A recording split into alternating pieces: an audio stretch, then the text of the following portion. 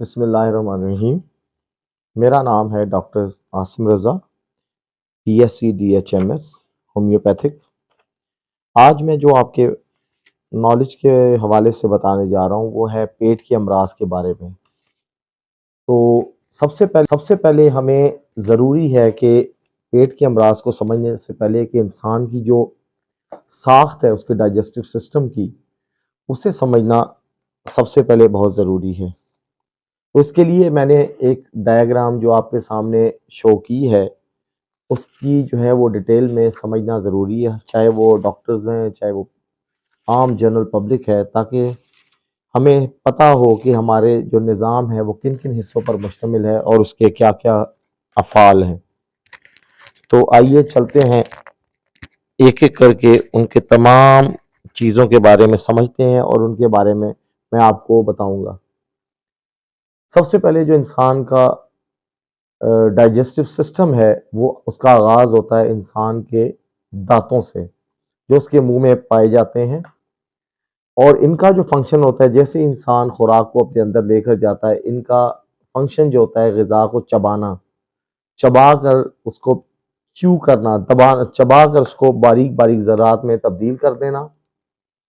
और जब ये ग़िज़ा बारीक ज़रात में तब्दील हो जाती है तो उसके बाद जो है वो सलाइवा होता है, सलेवरी ग्लैंड होते हैं हमारे मुंह में, थूक पैदा करने वाले गदूद होते हैं जो सलाइवा पैदा करते हैं। उसमें उसका काम जो होता है वो ग़िज़ा को जो है इंहिज़ाम का अमल उसी टाइम पे शुरू हो जाता है जब उसके अंदर जो सलाइवा के अंदर जो एंजाइम है वो पाए जाते हैं, उसको तोड़ना शुरू कर देते हैं।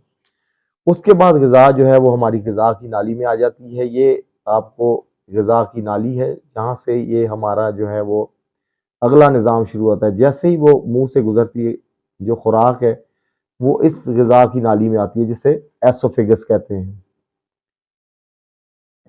अच्छा, एसोफेगस का जो फंक्शन है वो ये है कि ग़िज़ा को ऊपर से नीचे की तरफ मूव कराना। ग़िज़ा की नाली से ग़िज़ा को जो है उसके पार्ट्स को है जो पार्शली अभी डाइजेस्ट हुए हैं, उनको ग़िज़ा की नाली से मैदे की तरफ लेके आना। तो उसके बाद जो है इस जगह पर मैदे के, ये आप देखें, इस जगह पर एक वॉल पाया जाता है, इसे हम कहते हैं, एक ओपनिंग होती है जिसे कहते हैं कार्डियक स्फिंक्टर मसल। ये जो कार्डियक स्फिंक्टर मसल है वो खुल जाता है, जिसके बाद ग़िज़ा जो है वो ग़िज़ा की नाली से मैदे के अंदर दाखिल हो जाती है।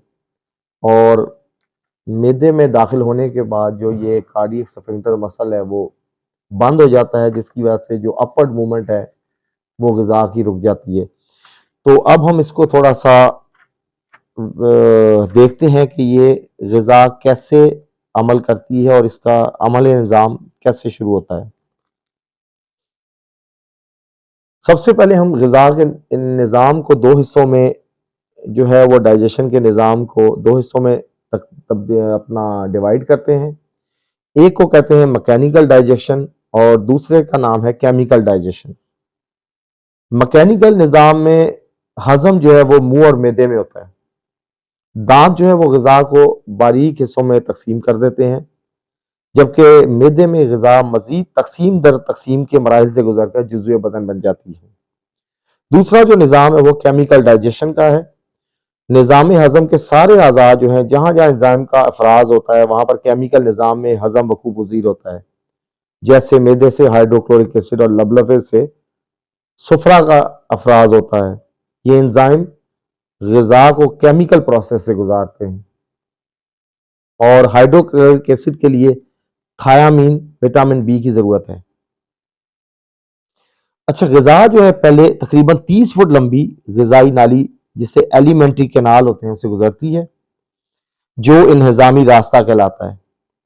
ये इन्हिज़ामी रास्ता मुंह, गले, मैदे, छोटी आंत और बड़ी आंत पर मुश्तमिल होता है और एनस के मकाम पर जाकर इसका इख्तिताम हो जाता है। इंहिज़ाम के अमल में दो गदूद, जिगर और लबलबा, बहुत अहम किरदार अदा करते हैं।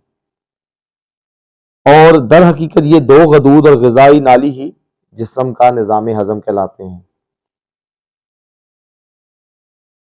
अच्छा, सबसे पहले और मैं आपको एक बात बताता जाऊं कि ज़ुबान पर हमारे तकरीबन 10,000 असाबी उभार होते हैं जो कि मुख्तलिफ जायकों की शनाख्त को समझते हैं, उनके बारे में सेंसरी ऑर्गन्स कहलाते हैं, जो कि उनकी ज़ुबान पर कोई भी चीज़ रखी जाती है तो इन आसाबी खुलियों में एक लहर सी दौड़ती है और वो इन केमिकल मादों की जांच पड़ताल शुरू कर देते हैं जो खाई गई ग़िज़ा में शामिल होते हैं और इनके बारे में जो है हमारे दिमाग को पैगाम पहुंचाते हैं।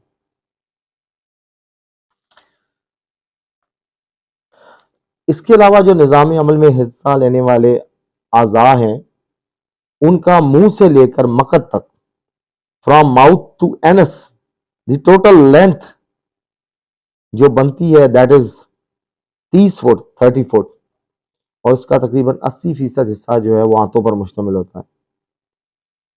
अच्छा, अब इसमें कौन कौन से अज़ा हिस्सा लेते हैं? सबसे पहले आंखें और नाक। जब हम किसी चीज चटपटी चीज को देखते हैं तो क्या होता है, हमारी आंखें जो है वो उनको देखती हैं, इसे हम कहते हैं सेंस ऑफ साइट। वो पैगाम पहुंचाती है ब्रेन को कि जनाब ग़िज़ा आ चुकी है। नोज क्या है? Sense of smell. जुबान क्या काम अदा करती है? Sense of touch, sorry, sense of. अच्छा, अब ये जब मुंह में ग़िज़ा आती है तो ये इन्हज़ाम का इब्तदाई मरहला है जहां से ग़िज़ा गुजरती है। इसके अलावा जब ये ग़िज़ा चलती हुई आती है मैदे की नाली में, तो मैदे की नाली में पहुंचने के बाद इसके जो है मैदे में ग़िज़ा के इंतज़ाम का अमल जो है वह शुरू हो जाता है और ये जो ग़िज़ा की नाली है ये तकरीबन 35 सेंटीमीटर लंबी होती है। ये एक मस्क्यूलर ट्यूब पर मुश्तमिल होती है। अब हम आगे चलते हैं मैदे की तरफ।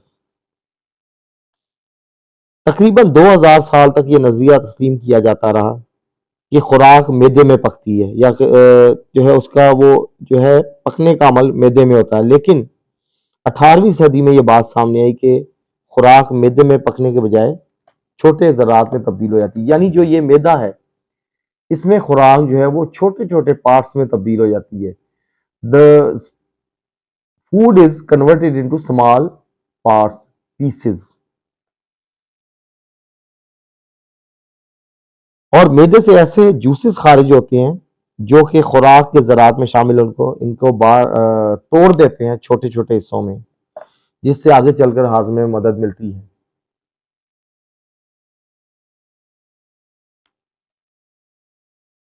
और जो मैदे में तेजाब पाया जाता है जो ग़िज़ा को तोड़ता है, इसे हाइड्रोक्लोरिक एसिड कहते हैं। मैदा हमारी पेट में छाती की हड्डी से जरा नीचे बाईं तरफ को वाक़ होता है, बाईं तरफ थोड़ा सा स्लाइटली टुवर्ड्स लेफ्ट साइड, और ये इंसान का सबसे ज्यादा लचकदार अज़ू है, सबसे इलास्टिक ऑर्गन है।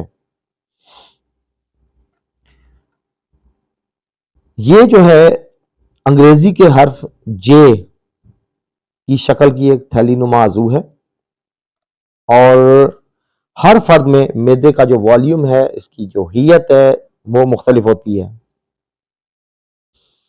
इसके बाद जो ग़िज़ा है वो टूट फूट का शिकार होकर हमारी छोटी आंत में आ जाती है। इस आंत स्मॉल इंटेस्टाइन में जाना शुरू हो जाती है।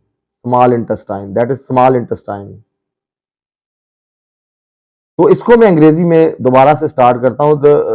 When we take up the food that comes into the mouth, the teeth which are lying in the mouth break down the food into smaller particles. Then there is the presence of the saliva that converts the food into smaller particles to some extent. Then this food travels through esophagus into the stomach, where there is the formation or the presence of the hydrochloric acid that acts upon the food and causes the digestion of the food. Then this food enters into the small intestine, that is called as,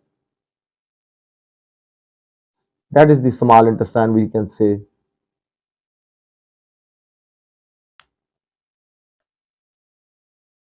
अच्छा, एक बात बड़ी काबिल गौर है कि निज़ाम हज़म में एक हार्मोन होता है गैस्ट्रिन।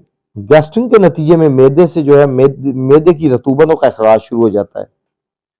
जब मैदे की दीवार से ग़िज़ा टकराती है तो गैस्ट्रिन खारिज होता है। यानी एक बात समझने के काबिल है कि जब हमारी ग़िज़ा मैदे से टकराती है तो गैस्ट्रिन का अखराज होता है, जिसकी वजह से जूं ही हम खाना शुरू करते हैं तो मैदे में रतूबतों का अखराज शुरू हो जाता है। फिर जूं जूं हम ग़िज़ा खाते रहते हैं इन रतूबतों का अखराज तेज़ होता रहता है। यानी जैसे जैसे ग़िज़ा आती जा रही है वो मैदे की दीवारों के साथ टकरा रही है और गैस्ट्रिन हार्मोन खारिज हो रहा है, और इसके नतीजे में ये हार्मोन जो है खून के बहाव के दौरान में बनता है और खून के साथ सफर करते हुए मैदे के हिस्से तक पहुंचता है, जहां से मैदे की रतूबतों का अखराज होता है।